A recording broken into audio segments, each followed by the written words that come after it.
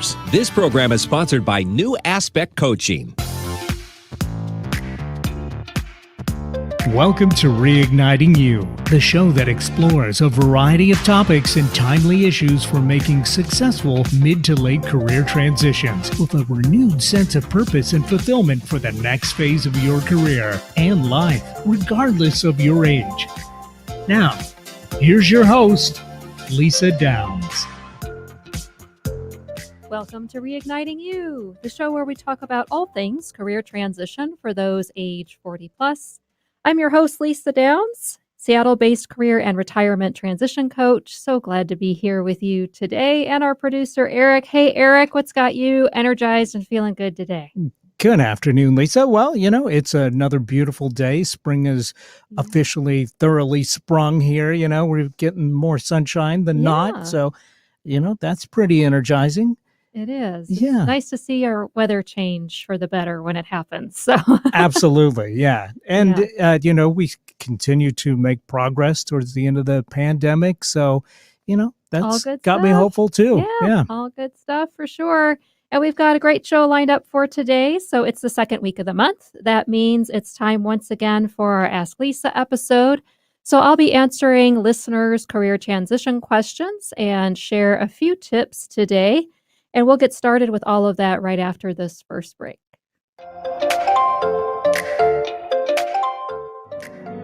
Are you feeling challenged or frustrated without a plan for what's next in your career and life? Are you seeing writings on the wall for needing to make a mid to late career change and don't know how or what to do? Coach Lisa Downs of New Aspect Coaching can guide you to what's next, providing a fresh perspective and supporting you to create a clear and compelling vision for your future and a plan to move forward. Call Lisa at 425-216-3015. That's 425-216-3015. New Aspect Coaching. Fresh perspectives for your career. What's your story? Have you ever sat with that question and looked to your heart for the answer? It's time to explore the real you. Tune in Thursdays from 4 p.m. to 5 p.m. for the brand new show, Story You, with Coach Debbie. Debbie and her guests have a mission to inspire and coach you to find your voice. If you need direction, Story You with Coach Debbie is for you. If you want to be an author, Story You with Coach Debbie is for you. Tune in Thursdays at 4 p.m. and be inspired. Talk radio for the heart and soul. Alternative Talk 1150. Welcome back to Reigniting You, the show that focuses on career transitions for those age 40 plus. So happy to be here. And Eric, we've got another great batch of listener questions today. Excellent. Yeah, it'll be pretty fun. So nice variety of topics again. So love when that happens and hear from listeners. So our first question is from Steve in Mukilteo, who's wondering about how to handle things after getting turned down for a promotion, especially when it causes situations to be awkward or when there's hard feelings. So thanks so much, Steve, for asking that. It can be a tricky spot to be in, and one that can cause a lot of awkwardness. The first thing, as with many things, well, everything, I always recommend that, a good first step is to really start with you. So, thinking about the situation, what are your feelings after going through that experience and being turned down from the promotion? And then is that something that you feel like you can deal with well enough where you're willing and able to stay with the organization without harboring any resentment or harboring those hard feelings? And if that's something that you're struggling with hanging on to some resentment or bad feelings from that experience, then I always like to pose the question, well, how can you move past it? And a lot of times that's about forgiveness. So, who do you need to forgive for that situation? Sometimes it's forgiving ourselves, for our part in things, how we might have behaved and engaged with things. Sometimes it's, other people who we maybe feel harmed or that did us wrong. So, that's the first thing, is really to focus on, do some bit of introspection and self-reflection, because it all starts with you and your mindset and attitude around it. And then, once you deem that, yes, you are willing to stay there and can put it behind you, then go ahead and address the awkwardness. So raise it with the person or people that you're sensing that awkwardness around. So whoever that is, go ahead and put it out there, put it on the table and address it and say, hey, I've kind of picked up lately, I'm feeling like since this happened or since I didn't get this promotion that things have gotten a bit awkward between us, or I'm just kind of sensing a bit of awkwardness or that things feel a little weird right now. I'm wondering if you're feeling the same thing, and then have the conversation, put it out there, just to raise it and clear any air that might need to be clearing. So just encourage you to do that and, and just talk about it with people, because it's something that, so often we can go into our cocoons about it. We can feel shameful about it. Everyone has a particular role to play in it. It's a wonderful time to also do some introspection with, what was it that perhaps caused you to not get the promotion? Can you go after a bit of feedback, and ask for feedback? And if people aren't forthcoming with that, then that's something to raise too, to say, I really want to know so I know what to do differently next time, or to help me prepare when there's a next opportunity, just to encourage people to give you feedback so you know what to do differently next time. So yeah, it's not a fun situation to be in for sure. Can get weird, but, I always encourage people to talk openly and honestly as much as possible and raise those proverbial elephants in the room, and just bring it up, and check in with people, see if they're sensing it too, feeling the same way. And of course, that takes a bit of trust as well. So, if trust has been broken, then think about how can you take steps, even small steps of extending the olive branch, so to speak, to start to really rebuild the trust, because that can be tough. But thank you for that. Next question is from Selena in Olympia, and she's starting to get interviews, yay, and has always dreaded the "tell me about yourself" question. Oh yeah, and she asks, "How do I answer this in a way that doesn't sound canned or phony?" Well, thanks, Selena, for that. That's another one of those. It's kind of those tired things that I really wish people would drop and do something a little more creative. But that said, that's my soapbox. That said, to field that question, the "tell me about yourself," this is really where, um, focusing on the organization and the role can be of benefit. And I get it that you don't wanna come across as any way phony or canned or overly rehearsed. And yet, I would just encourage you to, jot some down some ideas for how you can answer that in a way that is tailored to the role that you're going for, the interview that you're interviewing for, the organization. And it's good to have a bit of structure to your response too, to keep it nice and tight, because you would only want your response to be about 1 to 2 minutes and not much longer than that. So how can you tighten it up? And so, a way to think about the structure is also, talking about past, present, and future. So talk a little bit about your background, professional background. Talk a little bit about, right now, why you're really interested in the role and in the organization. And then you can share about, what you're excited about for the future. As if you were to get this role, here's what you'd be excited about and look forward to working on, and that sort of thing. So kind of think about past, present, future. You can share about your, a bit about achievements and really focus on interest in the role and organization, just for a way to handle that. But think about, your 1 to 2 minute spiel, for how you could answer that, and then tailor the exact information you share to the role you're interviewing for an organization. So hopefully that helps. But how about you, Eric? What's been your experience with? Have you had to answer that question, the whole "tell me about yourself" thing that's so wide open?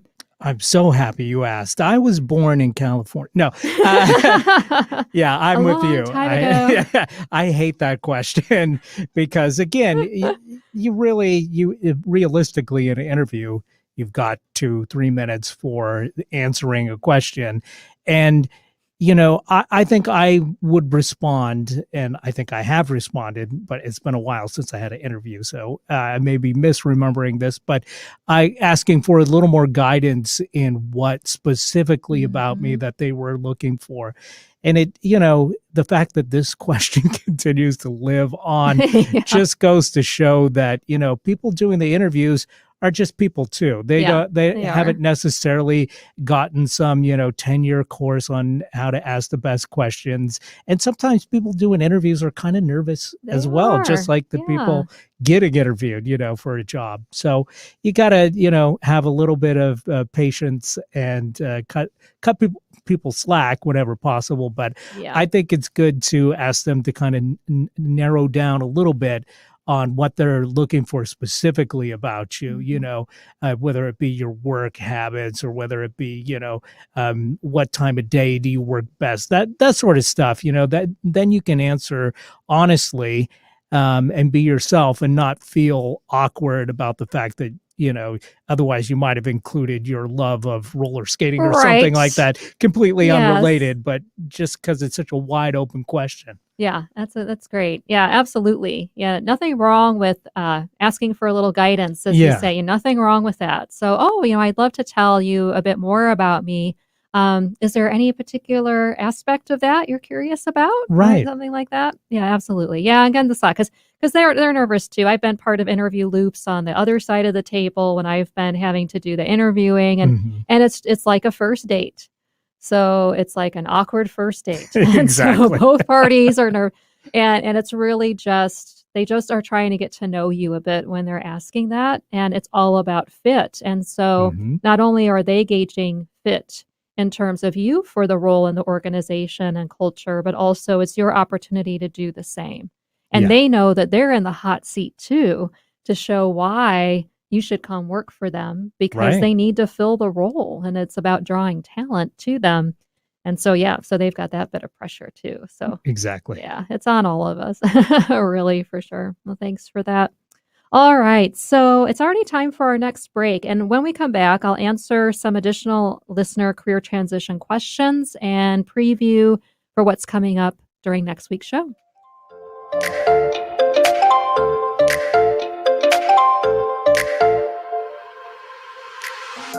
Hi, I'm Lisa Downs, career and retirement transition coach and host of Reigniting You on KKNW. I guide age 40-plus professionals to gain clarity, a renewed sense of purpose, and a career transition plan within 90 days so you can lead a fulfilling life regardless of your age. No longer does change have to mean riding off into the proverbial sunset. Let's talk about what your next phase of life can look like.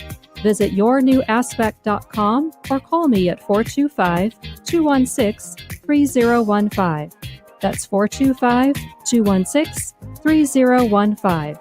New Aspect Coaching. Fresh perspectives for your career. This is Rob Bass, and I want you to tune in to Don't Ask Me to Talk with Stacey Heller, the show that brings joy from pain, sunshine where it rains. Don't Ask Me to Talk with Stacey Heller. And that's coming from me, Mr. It Takes Two, Rob Bass. Tune in. Do what Rob Bass says. Take a listen to Don't Ask Me to Talk with Stacey Heller. That's me, Tuesdays from 3 to 4 on KKNW. To find out more information, check out my website, staceyconnects.com, or text DAMTT to 55678. Hello, I'm Nathan Mum. Join me and Mike Raday as we host a weekly technology show that talks about technology for the everyday common person. We are a live radio program that airs Saturday from 4 to 5 p.m. on YouTube, Facebook, and Twitch. If you go to facebook.com/TechTime Radio, youtube.com/TechTime Radio, or twitch.tv/TechTime Radio, you can catch us live Saturdays from 4 to 5 p.m. You can find us at all podcast services online, from Apple to Google and everything in between. Have a career transition related question or want to share your best or worst job story? Call 360-436-6496. That's 360-436-6496. Just leave a voicemail and we'll answer your question or share your story on a future show. Stay tuned for more Reigniting You with Lisa Downs. Alternative Talk 1150. Welcome back to Reigniting You, the show that discusses timely issues and topics about career transitions for Gen Xers and Boomers. I'm your host, Lisa Downs. Just a reminder that if you'd like to get in touch with me, please go to my website, yournewaspect.com. There you'll find a way to sign up for my weekly career tips if that's of interest, as well as take my free career transition readiness quiz. You can also get in touch with me through the website, yournewaspect.com. We're continuing our episode that is a regular feature the second week of each month called Ask Lisa, where I'm answering listeners' career transition questions. I'm here with our producer, Eric. So, Eric, what are your thoughts on those first couple of questions that we got? Definitely great questions. I mean, we've all been in both of those scenarios, getting asked a kind of really open-ended question in an interview. It's all too common. Yeah. And of course, maybe not getting a promotion that you had hoped that you would get. And who do you blame for that? But more importantly, how do you move on from that? Yeah. All about moving forward, right? Onward and upward, as I like to say. I think your advice was essential, that you've got to let go of that resentment, and because otherwise it's not going to be a healthy career anymore. And then you'll just be harboring that. Exactly. It's just going to fester and get worse. And if you don't find a way to forgive and let go, right? Forgive and release, bless and release, and it will just keep you hung up and unable to move forward. So, yeah, absolutely. Well, our next question is from Carrie in Seattle, who asks, how do I stay motivated in my role when I'll be retiring soon? So things like team building and dealing with more difficult work relationships seem easy to abandon at this point. Thanks, Carrie, for that question. Short timer, right? So short timer syndrome. Totally get that. And I guess it depends too on how long of a tail you have in terms of your actual retirement date, but I get it. On one hand is, well, why invest in this when I've got such a short time to go? And so I just encourage you to focus on, what is it that you want to leave behind? So what's the legacy? What's the perceptions? What are the feelings you want to leave behind? You've invested so much in your career and in that workplace. And so when you leave, what would you like people to say in terms of how you really supported things through the entirety of your exit? So, that could include you helping with succession planning, helping with training, helping with figuring out, who's going to take on the work in terms of after you leave and take care of things, really helping with that process, transferring any knowledge that you have. So, I sort of think of it as that kind of that tribal knowledge, right? So what's the tribal knowledge that you have that you can pass on and leave to folks? Because really it's really the choice that you make in terms of what do you want to leave behind and leave people with. And I would just encourage you to think about it that way. When I work with groups, I talk a lot about something that's called your emotional wake. And so what that means is, if you think about a ship in the water or a boat in the water, there's a wake that's left behind that vessel. And what do you want that emotional wake to be in terms of how people think about you and feel about you? Ideally, most people want that to be pretty positive. So when you leave an organization or leave a group, or leave people behind, what's that emotional wake? And is it calm and placid and people have good feelings? Or is there just a debris field of flotsam and jetsam behind you? And so, that just think about that. What is that you want to leave behind? And then how can you engage in things from the day you walk out the door until the day you walk out the door that are positive for the organization that will also help set them up for success for after you've gone to continue to do the work that you've done, as well as to draw talent to the organization and be a great place to work. So I would just encourage you to maybe think about it from that perspective, and also with hearty congratulations on your soon to be retirement for sure. That's a huge milestone. Next is a question from Catherine in Tucson, who is struggling with trying to take on more leadership duties from her dad in the family business, who will be exiting soon. She shares that it's been the plan for a long time that she takes over when he leaves, though he's still involved with the day-to-day stuff and bucks her decisions. She asks, how can I help make this transition go more smoothly? So thanks, Catherine, very much for that question. That's a really meaty scenario to work with, and I think a pretty common one when it comes to family business. So I'm sure you're not alone from that regard, dealing with that dynamic and that type of transition. So, I would just encourage you to have an open conversation with your dad about, what you're noticing in terms of the behavior that he's engaging in, and just, tell your perception of what you're picking up on and the impact of what he's doing by really staying entrenched in the day to day and raising it in terms of, I thought this is what I was supposed to be doing. And, I thought we agreed that I would, gradually take on more. And yet I'm seeing this from you. And I'm just wondering, what's happening, what's going on, and what your concerns might be. And then, really brainstorming what are the solutions that you can come up with together, without knowing him or, what's going on. A lot of times what's behind that is just kind of the fear and trepidation of leaving the business behind, and perhaps some hesitancy to go without necessarily knowing what he may be going toward. So talking with him too about, what are his goals for his time in terms of what he'll do next and how he can make that adjustment, and reinforcing that you're there to support him, however, with what he needs to exit well and make that transition well. And what are, more things that you all can get in place to help with that.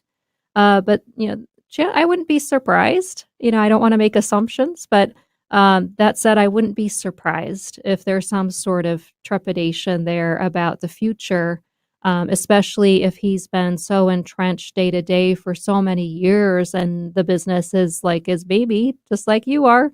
So, care, nurture, feeding, and he's been doing that for many years. So, just encourage you to raise it with him and see, what's really going underneath that, and talk to him about the impact, the negative impact that it's having. And just, commit to actions that you both agree to. So those agreed upon expectations. So, having that conversation, it's a tough situation. And especially when, you have expectations, he has expectations and is still wanting to be really involved. But just, raise it with them, and pick good timing, in a comfortable environment, and to raise that and have that open conversation, because that's really the only way to know what's really behind that. And chances are it's not you. Chances are it's his some sort of fear and hesitancy with leaving the family business, which isn't easy. And this is one of the biggest transitions we make in our lives, is when we decide to stop our current work and to head into retirement or semi-retirement. And it's so important. And I've talked about on the show a lot of times with different guests and situations. And it's just so important that we still have goals. We still have things we want to do, and we can foresee our future, being engaged and having goals. And so I would just encourage you to ask him about that. What are his goals for after he leaves the business? And if he doesn't have an answer or isn't sure, then offer to do a bit of brainstorming with him and see what you can come up with together. So hope that's helpful. So thanks for that. So how about you, Eric? How have you handled sticky family situations? The family stuff, family dynamics is always juicy, but yeah, to say the least. Yeah, absolutely. And, I feel kind of lucky that I haven't ever worked in a family business. So I can't say for sure how I would deal with that situation. But I think your advice was great. He may be feeling anxiety, much like Carrie, Yeah. who's, also retiring. She doesn't know what to do with herself. The dad may feel the same way. Right. He's probably got some of that excitement of, that new adventure, but at the same time, maybe there's some anxiety there as well. Yeah. Yeah, absolutely. And it's, no matter what, I always say, you won't know unless you ask, right? You won't know unless you have the conversation, or at least attempt to have the conversation and put it out there. Yeah. And then see what happens, because it's only when we decide to stay silent Mm-hmm. that bad things happen, and things just become mountains when they don't have to be, instead of the molehills. And Right. we can get, things can just go down the road and continue to fester and become issues if we don't address it and raise it. And as long as we come from that place of, having care and concern about the other person, and we're clear what our intent is there, then you just see what happens and roll with it. Yeah. Work with what you get. And I got to say, in my career, I've seen a number of times folks that were retiring come back. Yeah. Come back and work for the very same organization. Yeah.